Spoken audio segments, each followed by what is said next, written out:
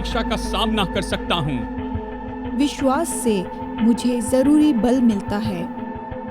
विश्वास से मैं पाप पर जय पा सकता हूँ। विश्वास के द्वारा मैं नहीं डरती। विश्वास से मैं जयवंत हो सकता हूँ।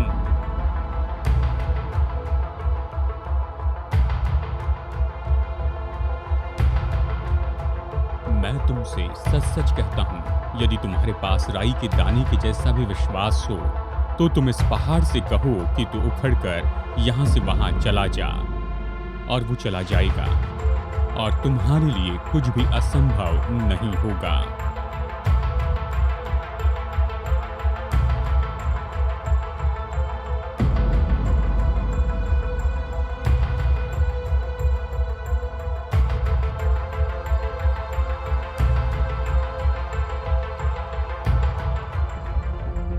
मूसा को छोड़ यहूदी लोगों के लिए और कोई दूसरा आदरणीय व्यक्ति तो नहीं था। अच्छा कारण है, मतलब सोचिए कि मूसा ने ये सब कुछ किस तरह से प्रकट करके दिखाया। उसने फिरौन का सामना किया, परमेश्वर पर लाल समुद्र विभाजित करने के लिए विश्वास किया, उसने गुलामों की अगुवाई की और उन्हें प्रतिज्ञा के देश के किनारे तक लाया। मूसा तो सिद्ध नहीं था, लेकिन उसका विश्वास इतना मजबूत था कि मिस्र को हराए और इसराइलियों को बाहर लाए। हेलो, मैं हूं डेविड जर्मे और इब्रानियों 11 की हमारी सीरीज में आपका स्वागत है। साधारण लोग, असाधारण विश्वास। हम अपने विश्वास को बढ़ाने की कोशिश कर रहे हैं और हम अध्ययन कर रहे हैं कि साधारण लोग जिन्होंने परमेश्वर पर असाधारण विश्वास किया था। और आज का संदेश है मूसा जो विश्वास में डटा रहा। और ये इस तरह से बताता है कि इस्राएल के इतिहास में ऐसा कोई व्यक्ति नहीं था जिससे इससे भी ज्यादा डटे रहने की कभी जरूरत पड़ी। और आज हम देखेंगे उसने कैसे किया आज के इस प्रोग्राम टर्निंग पॉइंट में।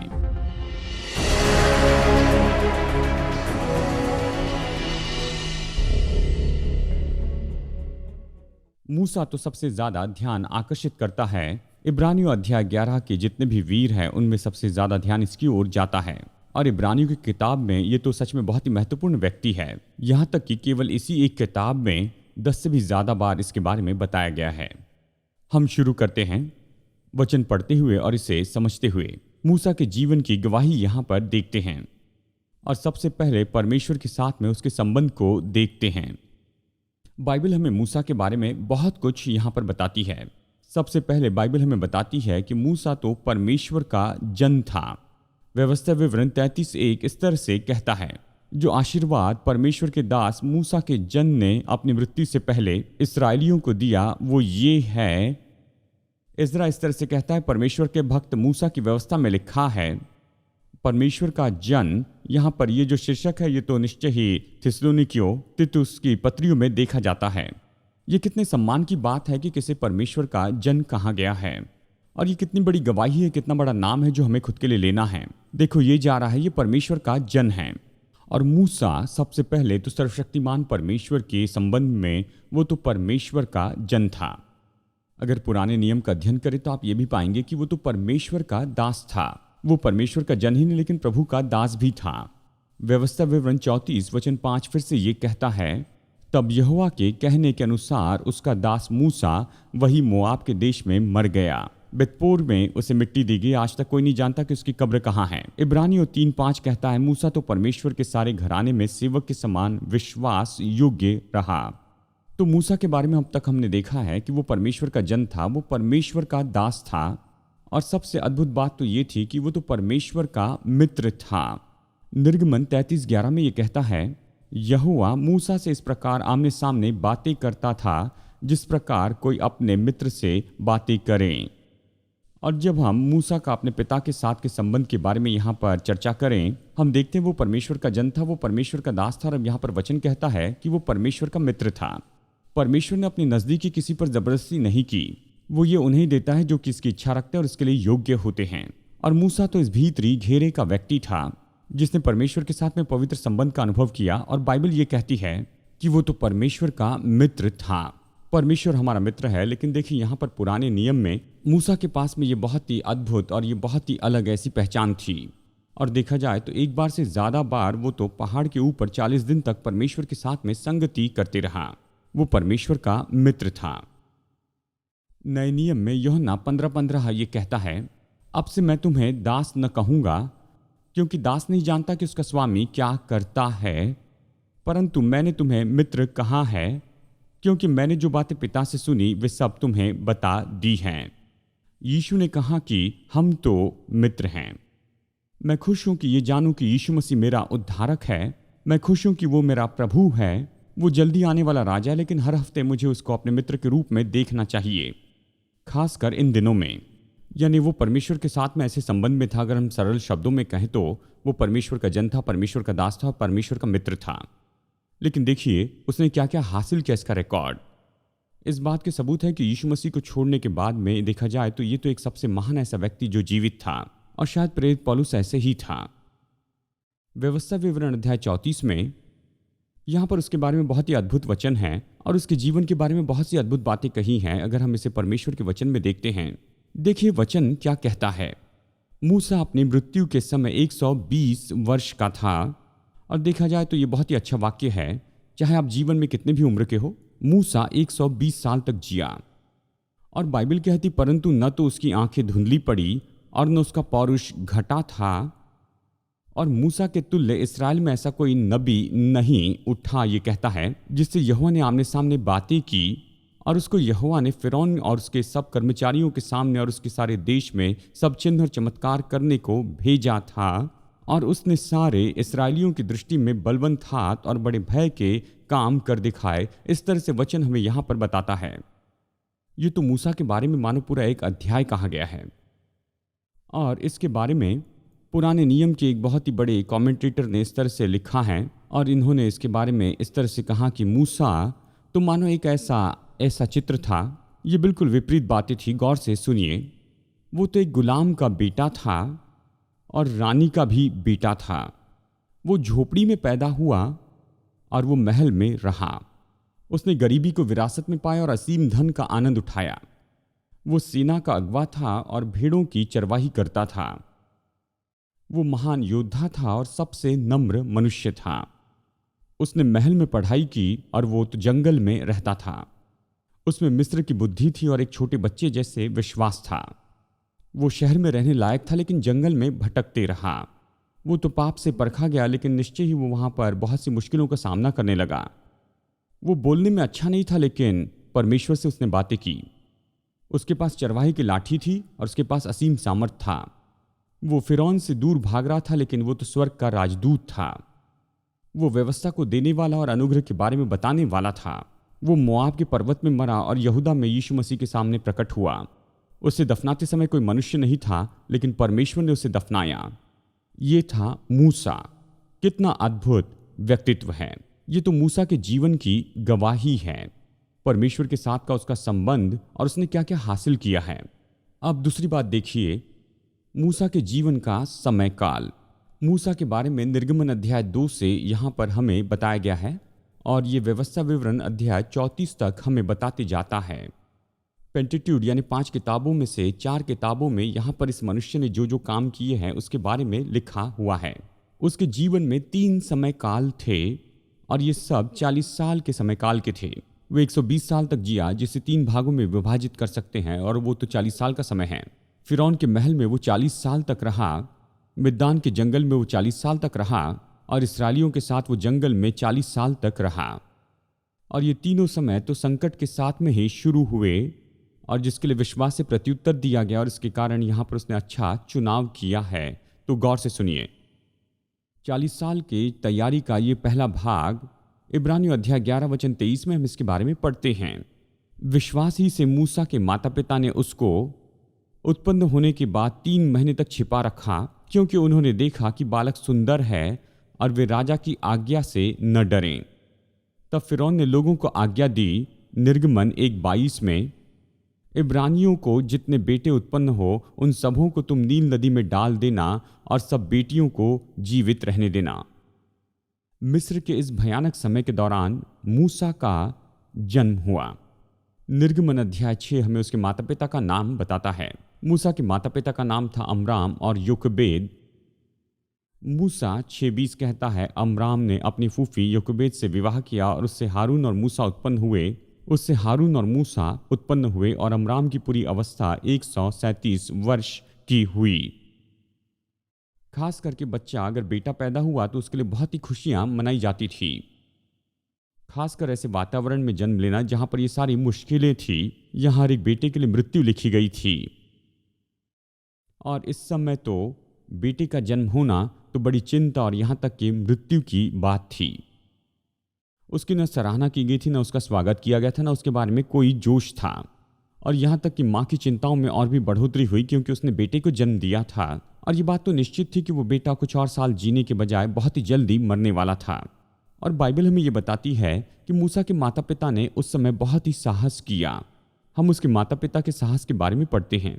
निर्गमन अध्याय 2 के अनुसार मूसा के माता पिता तो लेवी थे और ये तो निश्चित है कि प्रभु पर वो विश्वास करते थे। और इब्रानियों ये कहता है कि परमेश्वर पर विश्वास करने से उन्होंने अपने बेटे को छिपा कर रखा।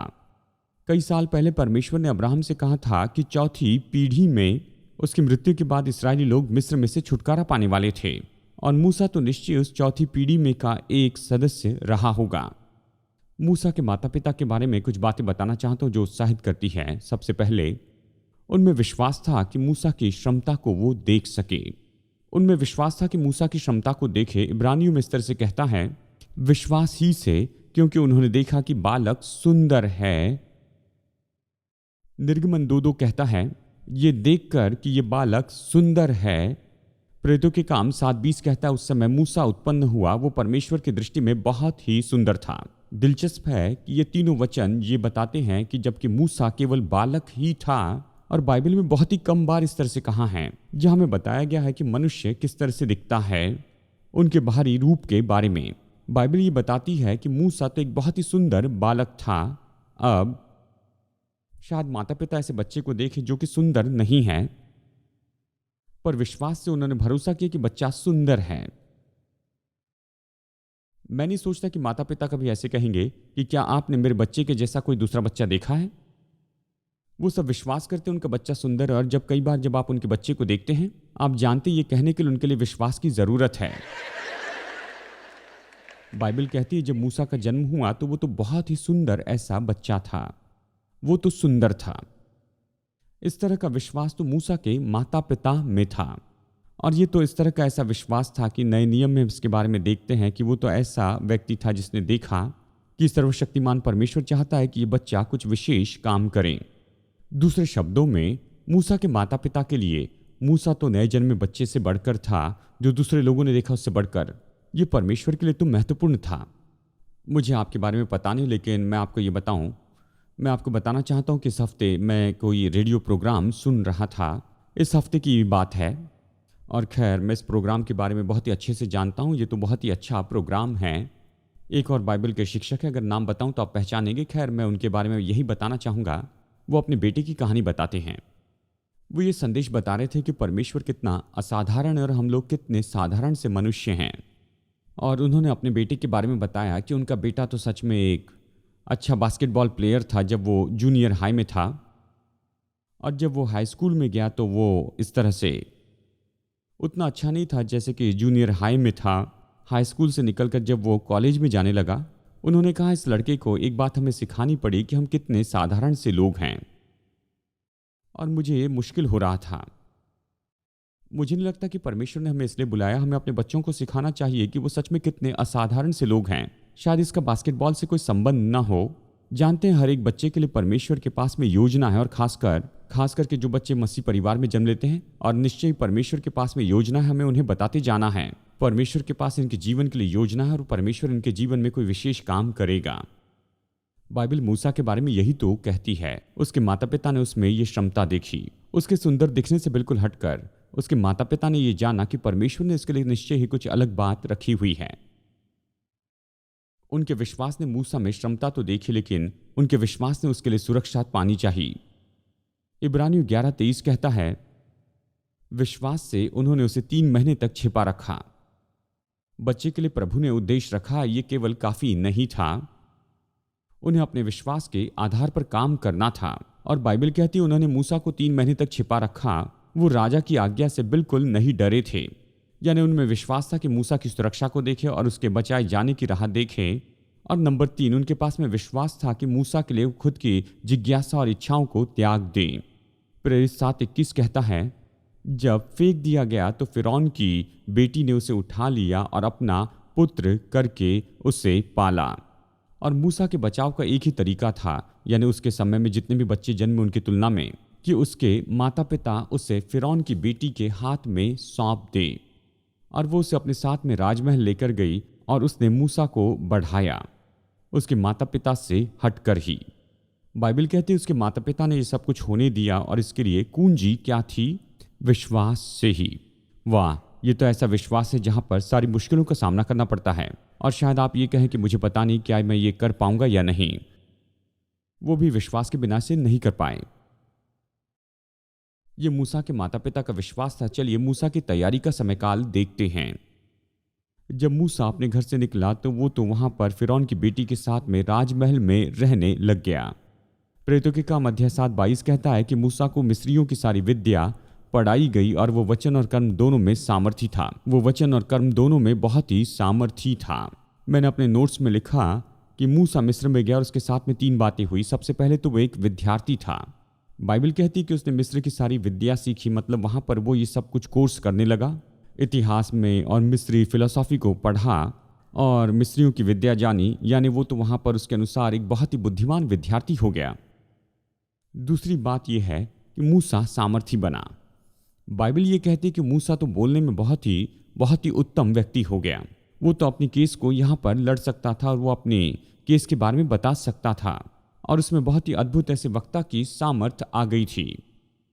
और तीसरी बात, वो तो एक सिपाही था। बाइबल कहती कि वो बहुत ही सामर्थी हो गया था। अगर आप उस समय के इतिहास को पढ़ते हैं तो पाएंगे, परंपरा में हम देखते हैं कि मिस्री सेनाओं के लिए बहुत ही बड़ी विजय पाई गई, जो कि मूसा की अगुवाई में उस समय पाई गई थी। मिस्र में 10 साल रहकर इस समय शायद मूसा ने मिस्र के अनुशासन को समझा होगा, धीरज रखना और जल्दी से निर्णय लेना सीखा। और शायद उसके कक्षा में बहुत से दूसरे देशों के लोग भी थे, और संसार के दूसरे देशों में भी वो गया होगा। इसमें परमेश्वर क्या करना चाहता था? परमेश्वर ने उसे शत्रु में रखा ताकि परमेश्वर ने उसके लिए जो काम रखा है उसके लिए वो ट्रेनिंग प्राप्त कर सके। विश्वास से उसके माता पिता ने उसे दे दिया और विश्वास से ही वो मिस्र में गया। अब ध्यान दे, केवल उसके माता पिता की हियाव और उसकी तैयारी की ये जो सारी शिक्षा थी वही नहीं, लेकिन उसके दिल की कायरता को भी जरा देखिए। इब्रानियों अध्याय 11 वचन 24 और वचन 26 ये कहता है, विश्वास ही से मूसा ने सयाना होकर फिरौन की बेटी का पुत्र कहने से इनकार किया, इसलिए कि उसे पाप के थोड़े दिन के सुख भोगने से परमेश्वर के लोगों के साथ दुख उठाना अधिक उत्तम लगा। ये कहता है, उसने मसीह के कारण निंदित होने को मिस्र के भंडार से बड़ा धन समझा, क्योंकि उसकी आंखें फल पाने की ओर लगी थी। मूसा के जीवन में ये पल तो साइकोलॉजी ऑफ ग्रेट रिफ्यूजल कहा जाता है। उसने इसराइल को देखा और गरीबी देखी, लेकिन इब्रानियों 11 में ऐसे 4 वचन हैं, शब्द हैं जो हमें बताते हैं कि उसने निर्णय कैसे लिए। मैं चाहता हूं कि अपनी बाइबल में आप इन्हें रेखांकित कीजिए। सबसे पहले वचन 24, इनकार करना। मूसा ने फिरौन की बेटी का पुत्र होने से इनकार किया। उसने ये साहस अपने माता पिता से सीखा था, और ये बड़ा पाठ था जो उन्होंने उसे सिखाया था। उसने कहा, मैं कर सकता हूं लेकिन नहीं करूंगा, मेरे लिए करना संभव है लेकिन मैं इसे नहीं करूंगा, और उसने इस बात से इनकार किया। पहला शब्द है उसने इनकार किया। और फिर वचन 25 कहता है उसने इनकार करने से बढ़कर चुनाव किया है, इसलिए कि उसे पाप के थोड़े दिन के सुख भोगने से परमेश्वर के लोगों के साथ दुख उठाना अधिक उत्तम लगा। निश्चय ही वहां पर पाप के द्वारा उसकी परीक्षा तो हुई होगी, लेकिन वो जानबूझकर परमेश्वर के लोगों की ओर रहा। पाप का आनंद तो केवल कुछ समय के लिए रहता है, लेकिन परमेश्वर के लोगों के साथ में अनंत काल का आनंद रहता है। भजन संहिता 16:11 कहता है, तू मुझे जीवन का रास्ता दिखाएगा, तेरे निकट आनंद की भरपूरी है और तेरे दाहिने हाथ में सुख सर्वदा बना रहता है।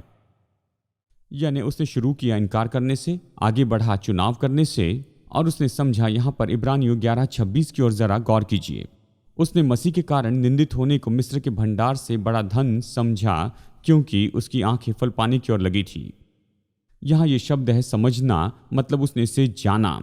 पुराने नियम की भाषा में इसका अर्थ यही होता है, इसने उसका पूरा संतुलन रखा, यानी उसने इसका अनुमान लगाया, इसके बारे में पूरा मोल भाव किया, उसके बाद में उसने इसे पूरी तरह लिख लिया और उसने यहाँ पर रेखा खींची और परमेश्वर की आशीष यहाँ पर रखी, और मिस्र की सारी चकाचौंध यहाँ पर थी, और यहाँ पर उसने इन सारी बातों का जोड़ तोड़ कर लिया, निर्णय लिया। और बाइबल ये कहती है कि उसने ये माना, मसीह की निंदा को बड़ा समझा, मिस्र के धन से उसने इससे बड़ा समझा।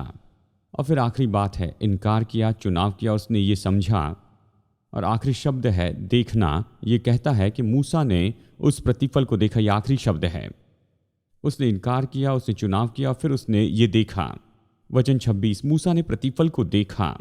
किसी ने लिखा कि हम लोग इसीलिए हिम्मत छोड़ देते हैं और परीक्षा में गिर जाते हैं, इसलिए नहीं क्योंकि हम बहुत ज़्यादा चाहते हैं, लेकिन हम बहुत कम में ही खुश हो जाते हैं। मूसा तो मिस्र जो कुछ भी उसे देना चाहता था उससे भी बढ़कर चाहता था। वो ऐसा चाहता था जो अनंत काल के लिए बना रहे, वो अनंत काल का आनंद पाना चाहता था।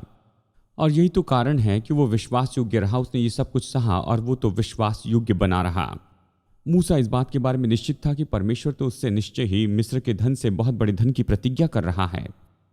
इब्रानियों 12:2-3 कहता है हमारे प्रभु के बारे में, जिसने उस आनंद के लिए जो उसके आगे धरा था लज्जा की कुछ चिंता न करके क्रूस का दुख सहा। बहुत सी तरह से मूसा तो यही कर रहा था, वो तो बस आगे की ओर देख रहा था, आगे के जीवन को जी रहा था, ये जानते हुए कि वो जीवन के आनंद को उठा सकता है। लेकिन ये मिस्र का जो आनंद है वो केवल कुछ समय के लिए ही है, या वो अनंत काल की बातों का चुनाव कर सकता है। परमेश्वर के लोग होने के नाते ये चुनाव तो हमेशा हर दिन हम करते हैं। इसका ये मतलब नहीं कि हम लोग इस संसार के आशीष का आनंद नहीं ले सकते, परमेश्वर हमें ये देता है। लेकिन कुछ भी हो, निश्चय हमें मूसा के जैसे ये निर्णय तो लेना ही होगा हमारे जीवन के कई क्षेत्रों में। उसमें ये करने का विश्वास था, यानी ये तैयारी का समय था 40 साल। मूसा तैयार हो रहा था। सबसे पहले कुछ समय अपने माता पिता के घर में रहा और फिर 40 साल का बाकी समय वो फिरौन के घर में, फिरौन के महल में रहा, फिरौन की बेटी के गोद लिए हुए बेटे के रूप में। उसके जीवन के दूसरे समय काल में आते हैं, हम इसे अलग हो जाने का समय कह सकते हैं। और ये तो 40 साल का समय था। प्रेरितों के काम में से हम इसे पढ़ते हैं, वचन 23 से वचन 29 तक। जब मूसा 40 वर्ष का हुआ तो उसके मन में आया कि मैं अपने इस्राएली भाइयों से भेंट करूं। उसने एक व्यक्ति पर अन्याय होते देखकर उसे बचाया और मिस्री को मारकर सताए हुए का पलटा लिया। उसने सोचा कि उसके भाई समझेंगे कि परमेश्वर उसके हाथों से उनका उद्धार करेगा। परमेश्वर ने इसे हमारी मदद के लिए भेजा, लेकिन वो इसे नहीं समझ पाए। दूसरे दिन जब वे आपस में लड़ रहे थे तो वहां पर आ निकला, यह कहने लगा, उन्हें मिल करने के लिए समझाए, पुरुषों तुम तो भाई हो, एक दूसरे पर क्यों अन्याय करते हो? परंतु जिसने अपने पड़ोसी पर अन्याय किया था उसने कहकर हटा दिया, तूने हम पर किसने हाकिम और न्यायी ठहराया है? क्या जिस रीति से तूने कल मिस्री को मार डाला मुझे भी मार डालना चाहता है? ये बात सुनकर मूसा भागा और मिद्यान देश में परदेसी होकर रहने लगा। वहां उसके 2 पुत्र उत्पन्न हुए, वचन कहता है। और जब 40 साल बीत गए वो वापस आया। क्या आप समझ रहे हैं? ऐसी कुछ बातें थी जो मूसा संपन्नता में नहीं सीख पाया, जो कि उसे मुश्किलों में सीखना पड़ा। मूसा मिस्र के महल में 40 साल रहने से बाहर निकलकर 40 साल तक मिद्यान के रेगिस्तान में रहा। कुछ भेड़ों की देखभाल करने लगा जो कि उसके ससुर की भेड़ें थी। आप कल्पना कर सकते हैं कि मूसा बार बार यही कह रहा था, मैं यहां पर क्या कर रहा हूं?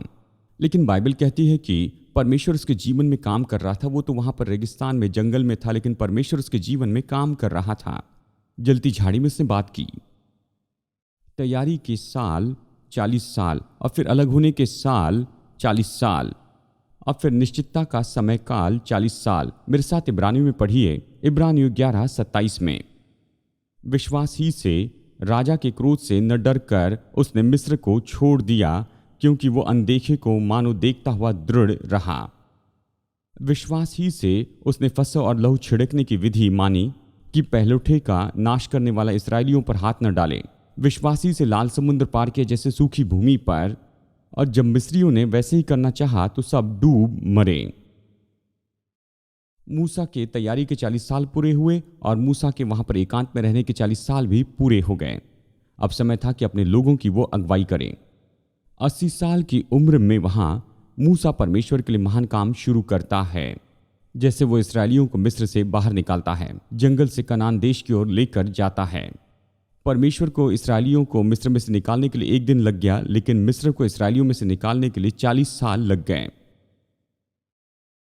मूसा के जीवन के 40 साल तो वो थे जहां पर वो इसराइलियों का अगवा हो गया था। फिरौन से वो लड़ा और इसराइलियों की अगवाई की उसने, जंगल में वो उन्हें आगे लेकर गया।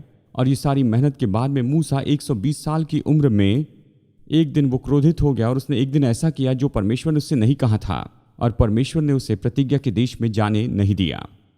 यह हमें याद दिलाता है कि हम बिल्कुल अंत तक पहुंच सकते हैं, लेकिन अगर हम सावधान नहीं रहे तो वहां पर प्रवेश नहीं कर पाएंगे। मूसा अपने जीवन के अंत में था और परमेश्वर ने उसे प्रतिज्ञा के देश में जाने नहीं दिया। आप कहेंगे ये तो बहुत ही अजीब है, परमेश्वर ने क्यों नहीं जाने दिया? मूसा के जीवन में देखिए कि मूसा ने परमेश्वर के लिए क्या किया। जानते, मैं हमेशा यही तो सोचता हूं। मैं ये सोचता हूं कि बाकी सभी लोगों के साथ में वहां पर तो नहीं जा सका, लेकिन जब आप नए नियम में आते हैं, आप रूपांतरण के पहाड़ में देखिए, मूसा तो वहां पर यीशु के साथ में प्रतिज्ञा के देश में था। परमेश्वर ने उसे कुछ साल के लिए अलग रखा, लेकिन उसे बाद में उसे देखने दिया। मैंने इसे लिखा, मुझे पता नहीं मैंने इसे कहां पर सुना था, मैंने इसे पढ़ा था या कुछ भी हो, लेकिन ये कहता है, मूसा के बारे में एक महान सच्चाई बताता है। मूसा पहले 40 साल तो वहां पर कुछ होने के लिए सीखते चले ही गया, और फिर अगले 40 साल उसने ये सीखा कि वो तो बिल्कुल कुछ भी नहीं है, और फिर आखिरी 40 साल उसने ये सीखा कि परमेश्वर ऐसे शून्य व्यक्ति को लेकर उसे कुछ बना सकता है। क्या परमेश्वर ऐसे काम नहीं करता है? वो हमारे जीवन में ऐसे काम करता है, 40 साल के समय काल में नहीं, क्योंकि हम 120 साल तक तो नहीं जिएंगे। मैंने एक बात यहाँ पर सीखी कि हमें कभी इसे तुच्छ नहीं जानना चाहिए। ट्रेनिंग का ये समय और शांत रहने का वो समय, शायद आप ऐसे समय से जा रहे हैं जहाँ पर आप कुछ कारण के लिए अलग किए गए हैं। मैं सोच सकता हूँ कि ऐसे बहुत से कारण हैं जिसके लिए ये बात बिल्कुल सच है। प्रभु मुझे भूल गया, उसने मुझे अलग किया है, परमेश्वर अभी मेरा उपयोग तो नहीं कर रहा है। शायद उसने आपको थोड़ा सा समय दिया है और वो शायद यहाँ पर आपको कुछ सीखने दे रहा है। कई बार हम तेजी से आगे बढ़ते हैं, हम नहीं सुन पाते हैं कि परमेश्वर हमसे क्या कह रहा है। शायद प्रभु ये अनुमति दे रहा है कि आप इस समय काल में जाएं और उसकी आवाज़ को स्पष्ट रीति से सुनते चले जाएं और उलझी हुई बातों को दूर करें। और वो इसलिए कर रहा है क्योंकि वो चाहता है कि आप कुछ महान काम करते जाएं। हमें तैयार करने का उसका अपना तरीका है। वो हम सबके जीवन में से करता है जैसे उसने मूसा के जीवन में किया है। टर्निंग पॉइंट पर आज का ये संदेश सुनने के लिए धन्यवाद।